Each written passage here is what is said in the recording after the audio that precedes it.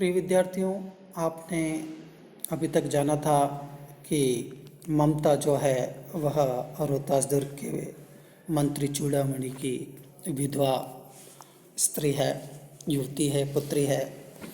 और उसकी इस दशा को देखकर मंत्री उसके भविष्य के बारे में चिंतित होते हैं और इस हेतु वह और साथ ही उन्हें अपने सामंत वंश के अंत की भनक होती है, जानकारी होती है, तो वह इससे बहुत ही चिंता में पड़ जाते हैं कि मेरे बाद मेरी पुत्री का रखवाल कौन होगा, कौन उसका ध्यान रखेगा, ये तो ऐसी बेसुध रहती है।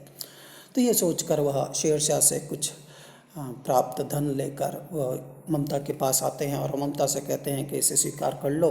तो ये किसके लिए कि भाई आपके विपत्ति के समय में काम आएगा बेटी, क्योंकि ऐसी मेरी धारणा हो रही है कि अब ये वंश, ये जो राज है वो ज़्यादा नहीं चलने वाला और शेरशाह कभी भी इस दुर्ग पर अपना अधिकार कर सकता है। तो यह कहकर वह अपनी पुत्री को अपार धनराशि देना चाहते थे, किंतु पुत्री ने अपने संतोषी स्वभाव को प्रकट करते हुए घूस लेना आदि को पाप कर्म मानते हुए उसने उस उत्कोच को स्वीकार करने से मना कर दिया। और तभी वहाँ पर शेरशाह के जो सैनिक थे वह डोलियों के रूप में दुर्ग में प्रवेश कर गए और चूड़ामणि की हत्या हो गई और ममता जैसे तैसे वहाँ से बचकर निकल गई। ममता कहाँ गई, क्या हुआ, इस बात की जानकारी के लिए आइए अब हम द्वितीय अंक में प्रवेश करते हैं। काशी के उत्तर यानी कि उत्तर दिशा में धर्मचक्र विहार मौर्य और गुप्त सम्राटों की कीर्ति का खंडर था। धर्मचक्र विहार मतलब बौद्ध मठ कहते हैं आप। भग्न चूड़ा, चूड़ा कहते हैं जूड़े को, और जूड़े से यहाँ पर तात्पर्य है शिखर से, उच्च स्थान से, चोटी से।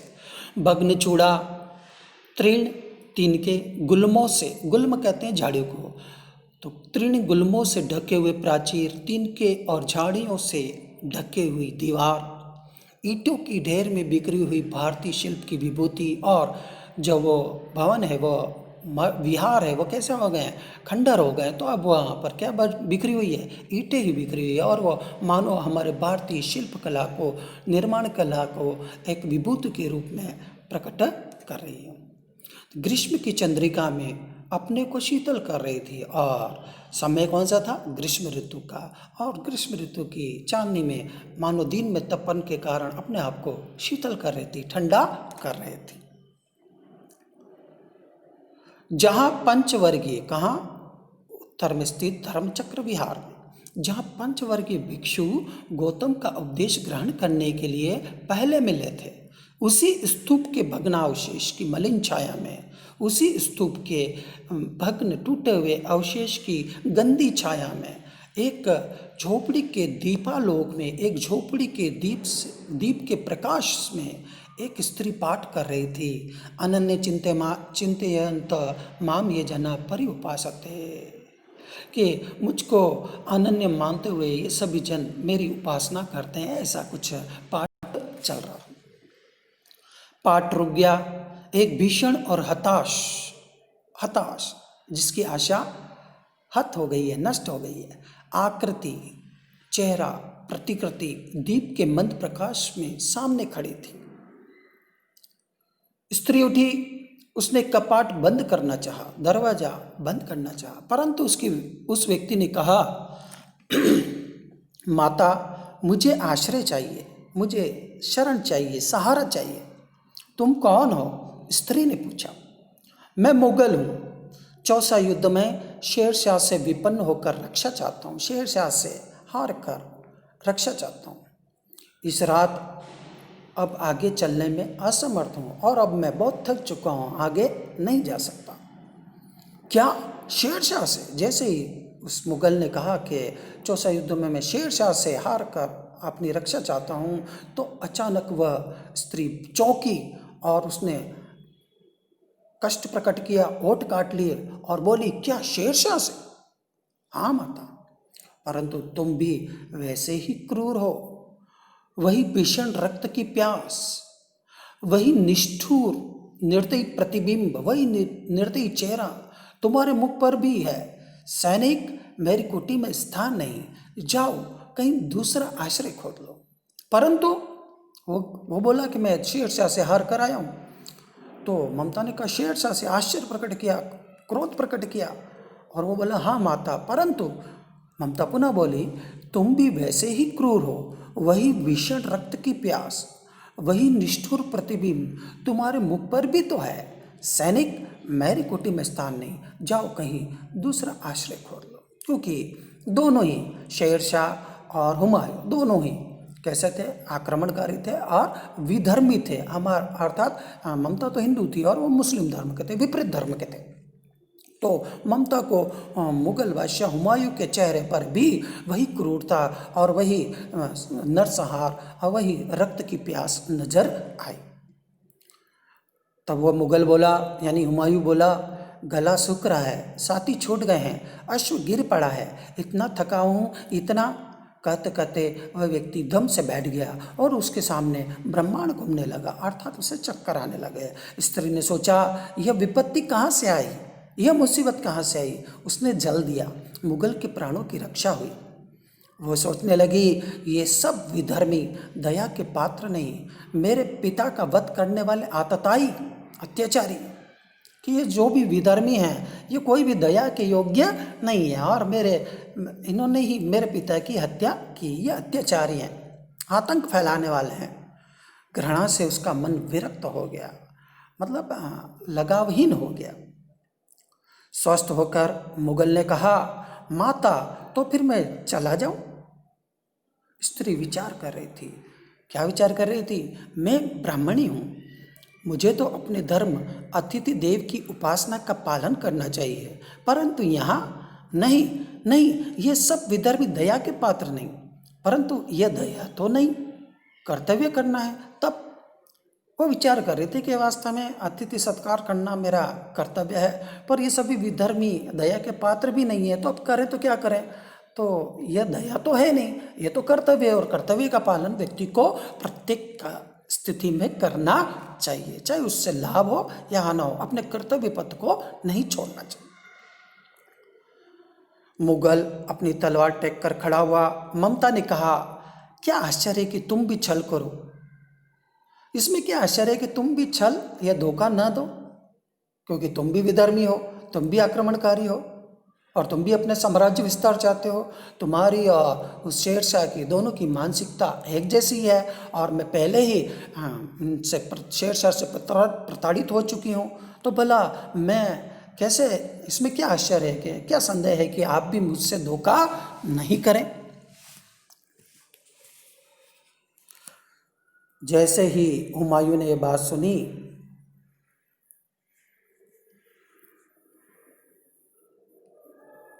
कि क्या आश्चर्य है, तुम भी छल करो, ठहरो, छल नहीं, तब नहीं स्त्री, जाता हूं। तैमूर का वंशधर स्त्री से छल करेगा? अरे हम तैमूर लंग के वंशज हैं, और हम स्त्रियों से कोई छल कपट या दुर्व्यवहार नहीं करते। जाता हूँ, भाग्य का खेल है, और सातों देश का राजा तुमसे याचना करेगा, ये तो एक नियति का खेल है, जो मेरी आज ऐसी स्थिति हुई और मुझे आपसे याचना कर रही है, और आप छल की बात कर रहे हो, तो हम और छल करें, स्त्रियों को हम पूर्ण सम्मान देते हैं। और ऐसी भावना उसने ममता के समक्ष प्रकट की। ममता ने मन में कहा, फिर ममता विचारशील तो थी, वो सोचने लगी, यहाँ कौन दुर्ग है, यहाँ कौन सा दुर्ग है, कोई किला है, यही झोपड़ी ना है, जो ये झोपड़ी है ना, जो चाहे ले ले, मुझे तो अपना कर्तव्य करना पड़ेगा। वह बाहर चली आई और मुगल से बोली, जाओ भीतर, थके हुए भयभीत पथिक, तुम चाहे कोई हो, मैं तुम्हें आश्रय देती हूँ, मैं ब्राह्मण कुमारी हूँ, सब अपना धर्म छोड़ दें, तो भी मैं क्यों छोड़ दूँ? मुगल ने चंद्रमा के मंद प्रकाश में वह महिमामय मुखमंडल देखा। उसने मन ही मन नमस्कार किया। ममता पास की टूटी हुई दीवारों में चली गई। भीतर थके पथिक ने झोपड़ी में विश्राम किया। अंदर थके हुए पथिक ने विश्राम किया, यानी कि हुमायूं ने विश्राम किया, और ममता पास स्थित खंडर की दीवारों में चली गई। प्रभात में यानी कि सुबह में खंडर की संधि से, खंडर के जोर से ममता ने देखा सैकड़ों अश्वारोही उस प्रांत में घूम रहे हैं, कि सैकड़ों घुड़सवार उस स्थान पर घूम रहे हैं। वह अपनी मूर्खता पर अपने को कोसने लगे और उसे पछतावा होने लगा कि वही हुआ, मैंने एक विधर्मी की सहायता की और ये सब छली मुझे पकड़ने के लिए यहाँ आ गए। ऐसा एक विचार कुछ क्षण के लिए उसके मन में हुआ।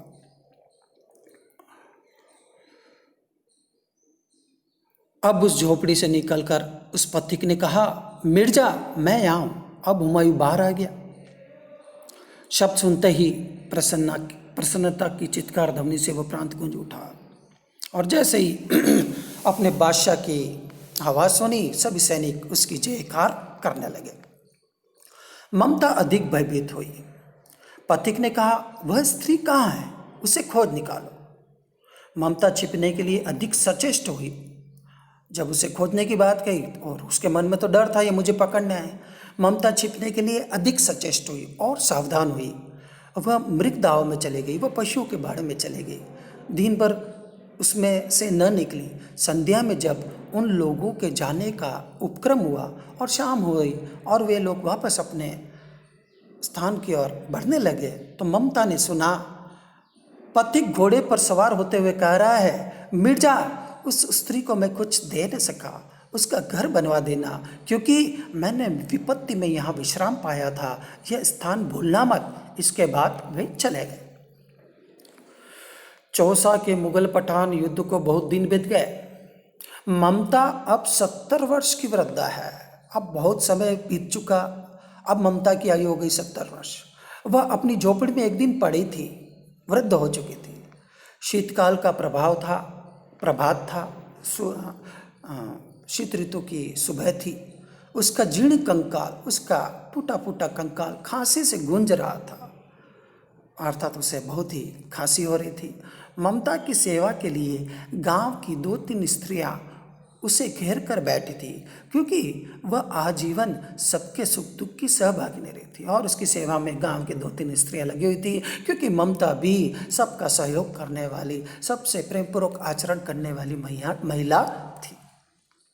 तो यही कारण है कि विपद में अन्य लोग भी उसकी मदद करते हैं। जो सुख में, संपन्नता में या प्रत्येक अवस्था में दूसरों की मदद के लिए तत्पर रहता है। ममता ने जल पीना चाहा। एक स्त्री ने सीपी से जल पिलाया। सहसा अचानक एक अश्वारोही उसी झोपड़ी के द्वार पर दिखाई पड़ा, एक घुड़सवार। वह अपनी धुन में कहने लगा, मिर्जा ने जो चित्र बना कर दिया है वह तो इसी जगह का होना चाहिए। उसके पास कोई चित्र नक्शा था। वह बुढ़िया मर गई होगी। अब किससे पूछूं कि एक दिन शहंशाह हुमायूं किस छप्पर के नीचे बैठे थे। यह घटना भी तो 47 वर्ष से ऊपर की हुई। कितना समय बीत चुका था? 47 ईयर्स। और ममता अब कितने वर्ष की हो गई थी? 70 वर्ष की वृद्धा। ममता ने अपने विकल कानों से सुना, अपने व्याकुल कानों से सुना। उसने पास की स्त्री से कहा, क्या सुना? कि भाई अब ये शायद यही स्थान लगता है और अब किससे पूछूं, और यहाँ समय भी बहुत हो गया है, 47 वर्ष हो चुके हैं। और ये बात जब ममता ने सुन ली तो उसने अपने पास स्थित स्त्री से कहा, उसे बुलाओ। अश्वारोही पास आया। ममता ने रुक रुक कर कहा, मैं नहीं जानती कि वह शहंशाह था या साधारण मुगल, पर एक दिन इसी झोपड़ी के नीचे वारा। मैंने सुना था कि वह मेरा घर बनवाने की आज्ञा दे चुका था। भगवान ने सुन लिया है, मैं आज इसे छोड़े जाती हूँ। अब तुम इसका मकान बनाओ या महल। मैं अपने चीर विश्राम गृह में जाती हूँ, मैं अपने लंबे विश्राम गृह में जाती हूँ। अर्थात अब मैं मृत्युशैया मृत्यु को प्राप्त हो रही हूँ और अब मैं मृत्यु लोक को प्रस्थान कर रही हूँ। वह अश्वारोही अवाक खड़ा था। अवाक मतलब बिना वाणी के, अर्थात चुपचाप खड़ा था। बुढ़िया के प्राण पक्षी अनंत में उड़ गए और बुढ़िया मृत्यु लोक को प्राप्त हो गई। वहाँ एक अष्टकोण मंदिर बना, वहाँ एक 8 कोण वाला मंदिर बना और उस पर शिलालेख लगाया गया, सातों देश के नरेश हुमायूं ने एक दिन यहाँ विश्राम किया था। उनके पुत्र अकबर ने उनकी स्मृति में यह गगनचुंबी मंदिर बनाया, ऐसा शिलालेख उस पर लगा दिया गया, पर उसमें ममता का कहीं नाम नहीं था। तो यहाँ पर ममता को बुला दिया गया था। वास्तव में यहाँ पर जो मुगलों की चाह थी वह यह थी कि हमारे बादशाह की स्मृति को संजोया जाए, पर उन्होंने एक स्त्री के त्याग, उदारता, उसके प्रेम, उसके सहयोग आदि भाव को भुला दिया, तिरोहित कर दिया। यहाँ पर लेखक ने यह व्यंग्य किया कि ये जो आक्रमणकारी विधर्मी जितने भी आए थे ये सब क्रूर थे और ये दया के पात्र नहीं थे, किंतु भारतीय मूल्य कुछ इस प्रकार के हैं कि वह शत्रु के साथ भी कैसा अपनों सा व्यवहार करते हैं, वह शरणागत की प्रत्येक अवस्था में रक्षा करते हैं, वे अतिथि सत्कार में अपना सर्वस्व समर्पित करने को तत्पर रहते हैं, वे दूसरों के सहयोग करने में तत्पर रहते हैं, वे दूसरों के सुख दुख में समान रूप से भागी बनते हैं, आदि आदि गुण उस ममता ने इस कहानी के द्वारा प्रकट किए और जो कि हमारे देश की थाती रहे हैं, धरोहर रहे हैं। अतः हमें भी इन गुणों का संरक्षण करना चाहिए, न केवल संरक्षण करना चाहिए अपितु इसका प्रचार प्रसार भी करना चाहिए। तो प्यारे बच्चों, मेरा मानना है कि आपने इस कहानी को भली भांति जान लिया होगा और अब आप इस पर आधारित ये प्रश्न हैं उनको भली भांति कर लीजिएगा। तब तक के लिए धन्यवाद। जय श्री कृष्ण।